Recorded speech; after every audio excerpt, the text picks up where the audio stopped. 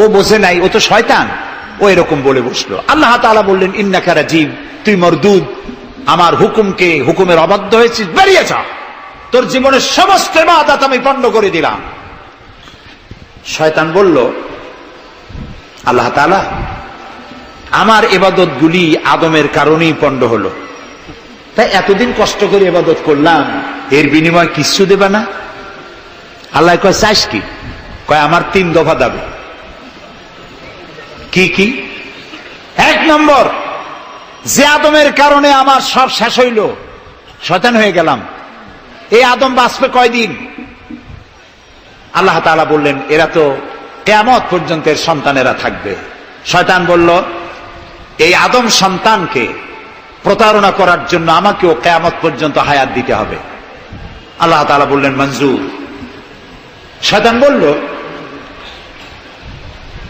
আমাকে আমার 2 নম্বরের দাবি, যেহেতু আমি মানুষের প্রতারণা দিব, ভাইতে ভাইতে ঝগড়া লাগাবো, স্বামীতে স্ত্রীতে ঝগড়া লাগাইয়া তালাক দেওয়াবো, ভাইতে ভাইতে খুনাখুনি বাধায় দেব, কিন্তু লোকেরা যদি আমারে দেখতে পায় যে শয়তান এই যে তালাক দেওয়াইয়া এই যে যায়, ছেলে আর বাপে ঝগড়া বাঁধাইয়া ভাইতে ভাইতে খুনাখুনি করাইয়া এই যে শয়তান যায়, তাহলে তো আমার ঠ্যাং আস্ত থাকবে না, আমার তো মেরে ফেলাবে।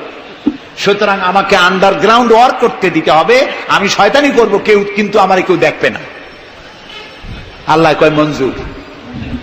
শয়তান কয়, লাস্টলি এন্ড ফাইনালি 3 নম্বরের দাবি, আমি করব সারা জীবন তোমার বিরোধিতা।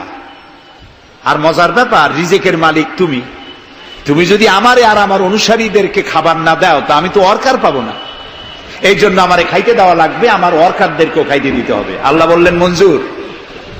শয়তান বলল, হায় আল্লাহ তাআলা, এবার তোমার জাহান্নামের সংখ্যা বাড়াইতে পারো, আমি তোমার সমস্ত বান্দাগুলি সব জাহান্নামকে ভর্তি করে দেবো। এই কোরআন শরীফে আছে।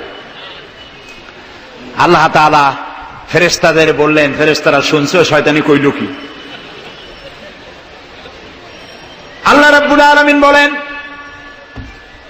আমার ফেরেশতারা, আমার আদম সন্তানের, আমার বান্দারা যদি একটি শয়তানের প্রতারণায় পড়ে একটি যদি গুনার কাজ করার নিয়ত করে, কাজটা করে নাই, শুধু নিয়ত করেছে, ইচ্ছা করেছে, আমলনামায় কোনো গুনাহ লিখবে না।